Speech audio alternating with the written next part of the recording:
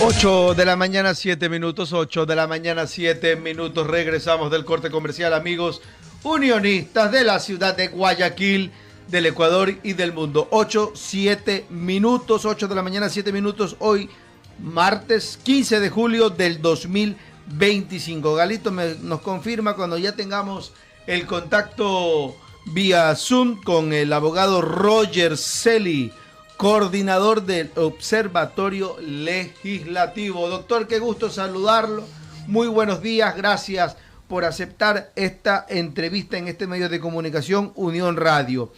En días anteriores, Carlos Luis Almeida le saluda. En días anteriores, la Asamblea Nacional aprobó un paquete de reformas, pero en el ámbito de lo que ayer, antes de ayer, el señor presidente de la Asamblea Nacional dispuso que se separe a los parientes, a los hermanos, primer grado, segundo grado, tercer grado, cuarto grado de consanguinidad, para que no haya, entre comillas, nepotismo. Yo quisiera saber su punto jurídico.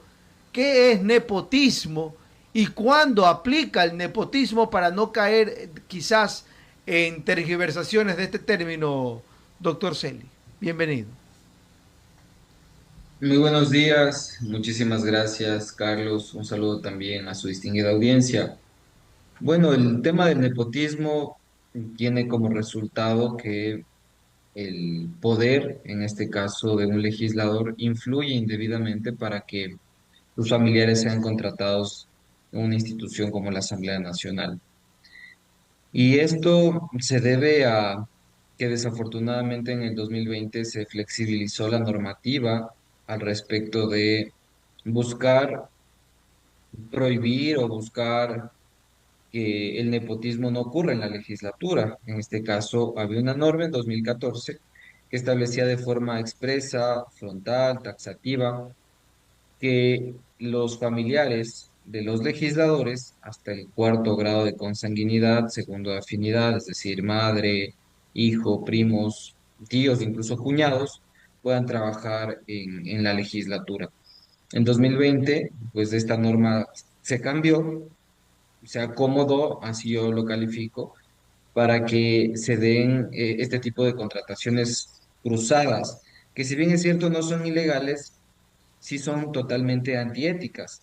Contrataciones como por ejemplo, yo como legislador A solicito la contratación de mi familiar en el despacho del legislador B, previo a un acuerdo con ese legislador. Y viceversa, el legislador B puede solicitar la contratación de su familiar en mi despacho. Entonces, de alguna manera, esta práctica, con ese acomodo de la normativa, que no es para nada claro, era una normativa que abría la puerta a este tipo de contrataciones, pues se dieron una serie de irregularidades a la hora de contratar personal parlamentario que se están destapando cada día más. Empezamos por el caso de Dominic Serrano y sus familiares, vinculados al despacho también de Edner Recalde, asambleísta de ADN, y ahora estamos con legisladores de la Revolución Ciudadana, en este caso la legisladora Cristina Jacome, ¿no? De quien se ha denunciado por comunicado del propio presidente de la Asamblea Nacional que se ha desvinculado a su asesor, que a propósito es familiar de la ahora prófugo de la justicia, Santiago Díaz Asque. En este caso, pues lo que vemos de nuevo es que la política, los parlamentarios, los legisladores vuelven a caer en prácticas que no han sido eliminadas, por más de que tengamos nuevos legisladores, porque si ustedes se dan cuenta, hay nuevas caras en la legislatura, muy pocas de las que ya conocíamos se quedaron, y traen consigo prácticas que son eh, digamos que da un mensaje a la ciudadanía de que no es una legislatura que está trabajando en función de lo que necesita la gente, sino que está trabajando en función de sus propios intereses.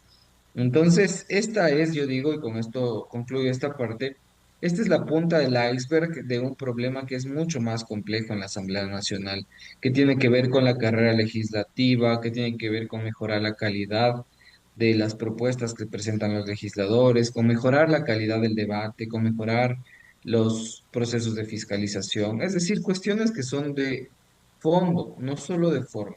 Y ojalá pues las autoridades comiencen a trabajar en estos temas que son más cualitativos. 8 de la mañana, 12 minutos. Doctor Celi, que quisiera entender un poco más. ¿Nepotismo no es acaso cuando la máxima autoridad, sin querer, directa o directamente, permite que sus familiares participen en el mismo sitio donde él tenga la potestad de ejercer sus funciones? Una, dos. En el caso de los asambleístas que piden que los contraten, no como ellos o en sus sitios, pero en otros, eso no podría configurarse como de pronto hacer gestiones indebidas que está prohibido para los funcionarios públicos, doctor. Sí, esa es una muy buena pregunta. ¿Qué es lo que sucede? En la Asamblea Nacional tenemos a la autoridad nominadora, en este caso el presidente de la Asamblea Nacional o su delegado. La ley establece de forma expresa que está prohibido que familiares del presidente o su delegado trabajen en la legislatura. Clarísimo, hasta ahí la norma es expresa y hasta el momento no se han detectado casos de ese tipo. Habría que revisar más a profundidad si es que el caso amerita. Y tienes por otro lado a los legisladores, los cuales según la ley están habilitados para solicitar la contratación de 4 personas en su despacho. Ahí es donde el reglamento de talento humano, que acaba de ser reformado por el presidente Olsen y el CAL, que fue cambiado en 2020, porque en 2014 sí existía esa norma, abre la puerta en 2020 para que se den este tipo de contrataciones cruzadas. Es decir, entre comillas, era legal porque la norma reglamentaria así lo permitía. Pero muy buena su pregunta en el sentido de que, bueno, finalmente son servidores públicos también los funcionarios de la Asamblea Nacional. Y la LOSEP, la Ley Orgánica de Servicio Público, establece claras inhabilidades de nepotismo. Pero a la hora de contratar, la ley que se tome en cuenta es la Ley Orgánica de la Función Legislativa y el reglamento. Entonces, ¿qué hay ahí? Hay una contradicción, una antinomia entre la LOSEP y la Ley Orgánica de la Función Legislativa. ¿Qué es lo que corresponde ahora? Es revisar si la Ley Orgánica de la Función Legislativa tiene más normativa que podría estar contradiciendo una norma orgánica también como la Ley Orgánica de Servicio Público. Yo identifico, por ejemplo, que posiblemente se deba evaluar ya en este punto la contratación a través de concursos públicos de contratación del personal parlamentario, porque ustedes conocen que más del 90% de los contratos que hay en la Asamblea Nacional de más de 1.000 personas son contratos que tienen que ver con la política, que son decididos por el presidente de la Asamblea Nacional, los legisladores, y que no necesariamente pasan por filtros competitivos a la hora de buscar las mejores perfiles o las mejores personas de la Asamblea Nacional. Y podemos hacer un símil, por ejemplo, con el servicio exterior, el cual sí tiene una cuota política, pero no es del 90%, es una cuota política menor. Entonces, decía hace un momento, esto es la punta del iceberg nada más de un problema que es mucho más complejo y que no solo pasa por reformar normativas, sino por cambiar el comportamiento o transformar el comportamiento de los políticos, de entender que la política es un acto de servicio a la sociedad y que no es un puesto para beneficiarse o beneficiar a familiares. 8 de la mañana, 16 minutos. Usted nombró al asambleísta prófugo de la justicia, el señor Díaz Asque, que parece que el apellido no lo ayuda también con ese Asque. 8:16 minutos. No, hay que ser. Discúlpeme, doctor, pero hay cosas que no se pueden aceptar. 8:16 minutos. El tema de que se despide a alguien cercano a él, a un familiar. Pero yo le preguntaba sobre la autoridad nominadora. Él no es autoridad nominadora. Uno, dos. ¿No sería acaso esto una persecución en contra de una persona que por ser familiar no se lo puede o no se lo debería discriminar? Doctor, yo consulto. Bueno, en este caso ya la norma se ha reformado, en este caso está prohibido expresamente que familiares de legisladores trabajen en la Asamblea Nacional, así lo dice la norma, que se contrate o que permanezcan en el cargo. En este caso había una permanencia en el cargo del asesor del asambleísta Cristina Jacome y en función de esa norma se lo ha desvinculado. Digamos desde el punto de vista legal y desde el punto de vista ético, evidentemente había ahí, digamos, una contratación cruzada, en este caso el asambleísta Vías Asque, posiblemente gestionó la contratación de su familiar en el despacho del asambleísta Jacome.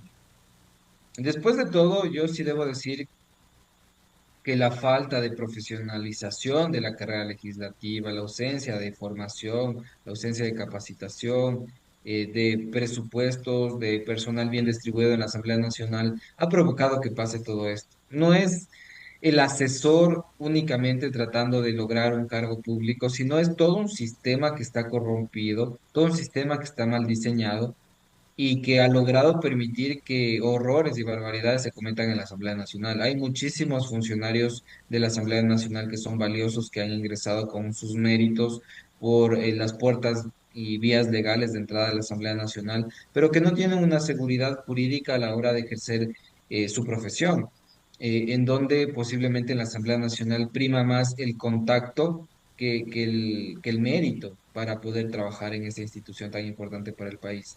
Y ahí nosotros sostenemos que pues la fórmula parlamentaria está totalmente mal diseñada, porque primero tenemos a un político al cual no se le puede exigir formación, experiencia o capacitación incluso para ser legislador, y ahora tenemos a funcionarios de la Asamblea Nacional que tampoco se les puede exigir mucho.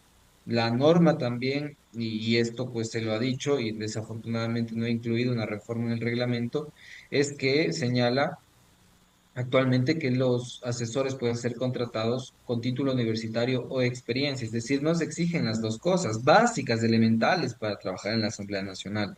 Y la experiencia, pues, puede ser acreditada básicamente de cualquier forma. Si eres líder de algún gremio, de cualquier actividad que se haga dentro de este ámbito, pues ya puedes acreditar temas o experiencia en temas parlamentarios. Entonces, yo lo que trato de mostrar en este espacio es que no es el único problema que tiene la legislatura, tiene un millón de problemas más, pero principalmente y en función de lo que ha ocurrido y lo que ha sido un escándalo, es necesaria la carrera legislativa, es necesaria la formación, es necesaria contratación competitiva del personal parlamentario, es necesaria bajar la cuota política que hay en la Asamblea Nacional y aumentar el personal técnico parlamentario.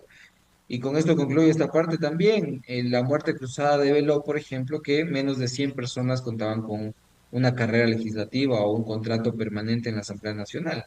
De los más de 1.300 personas que estaban en la Asamblea, apenas 80 personas aproximadamente se quedaron en la legislatura.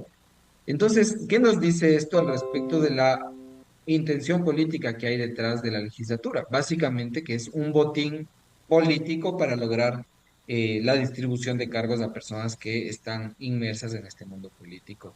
No necesariamente ilegal, pero sí podría estar reñido con la ética pública. 8:20. Doctor, independientemente de que también si sea joven o no, porque cuando se desató esto del joven asambleísta Dominic Serrano, volvieron las críticas de que qué hace un joven ahí, que no debería estar ahí, y como usted bien lo indicaba, deben existir ciertos requisitos para poder entrar al poder legislativo. Pero yo también hacía la crítica de que no importaba solamente si era joven o no, porque hay muchos adultos con experiencia, con títulos, que ni siquiera participan, se sientan como les da la gana, hacen otras cosas, no ponen atención cuando alguien está hablando, cuando tienen estos plenos en la Asamblea Nacional. Las críticas también deben ir hacia allá, porque son magíster, tienen doctorados, pero aún así ni siquiera participan y no presentan ningún proyecto, doctor. Sí, tiene que ver con un tema de calidad. Si nosotros nos enfocamos en el debate en función de, por ejemplo, el dibujo del asambleísta Dominic Serrano, o por ejemplo, recordarán ustedes que Wendy Vera, ex legislador, estaba comprando, o es lo que se veía en pantalla, estaba comprando al parecer joyas de una plataforma digital. O la expresidenta de la Asamblea Nacional también se vio en pantalla que estaba jugando Candy Crush, un juego ahí en el celular, y también fue un escándalo, pero las sanciones no se dieron y creo que no es el debate, o el debate no debería estar en función de eso, sino en función de los problemas que son más complejos. Por ejemplo, que no hayan herramientas efectivas para fiscalizar y hacer control político.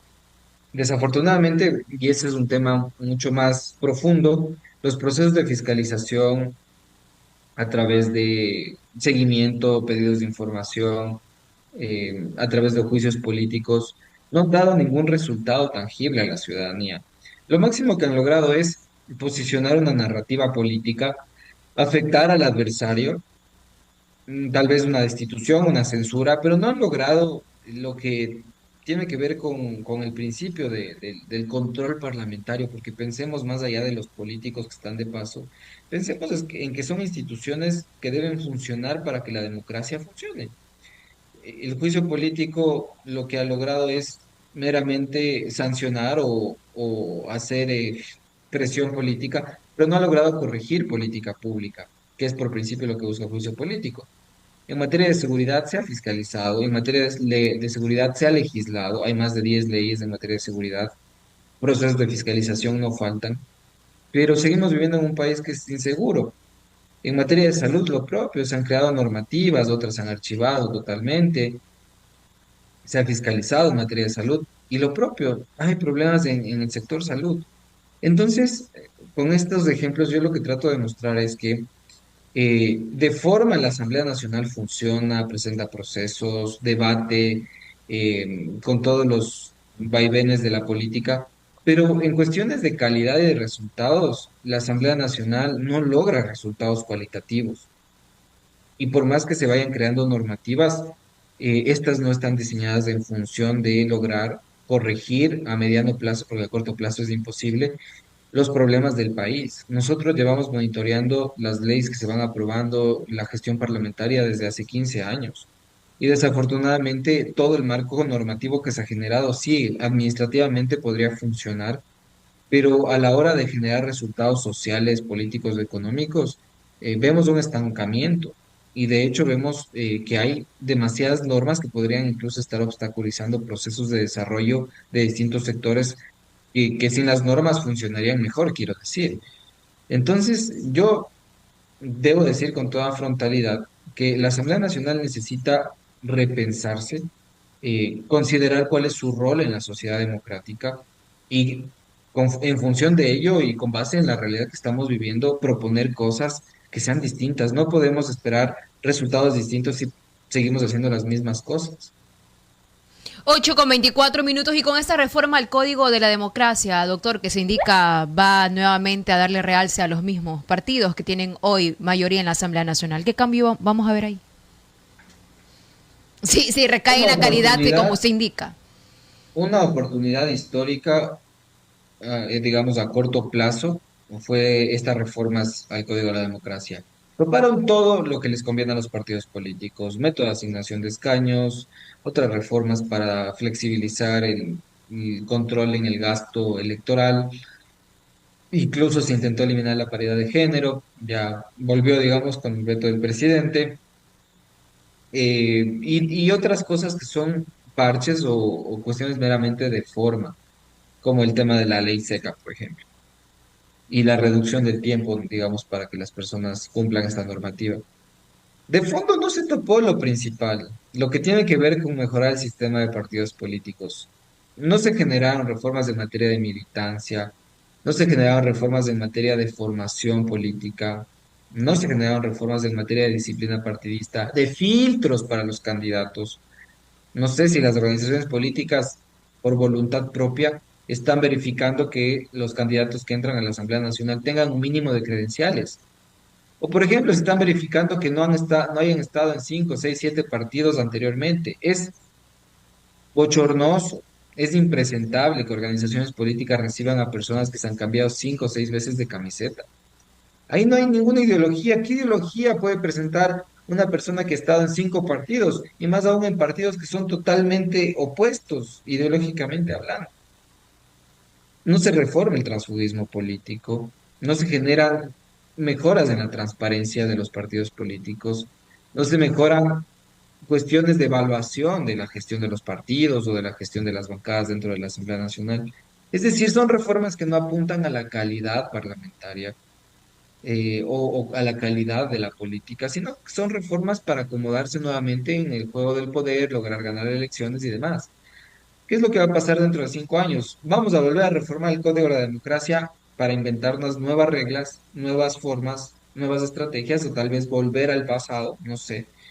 Pero nunca este país trata reformas estructurales que sí van a afectar a muchos partidos políticos, pero que van a beneficiar institucionalmente al sistema de partidos y, ¿por qué no, pensar a la sociedad? pero de esto no se habla y he mostrado con ejemplos claros al respecto de lo que no se legisla porque no conviene. 8:27. Veremos qué pasa dentro de las próximas elecciones, doctor Guillermo Celi, el ex coordinador del Observatorio Legislativo. Muchísimas gracias, abogado, por Doctor, esa qué gusto. importante Buenas información que nos ha dado el día de hoy. Que tenga Un excelente abrazo día. también, un excelente día, gracias, hasta luego.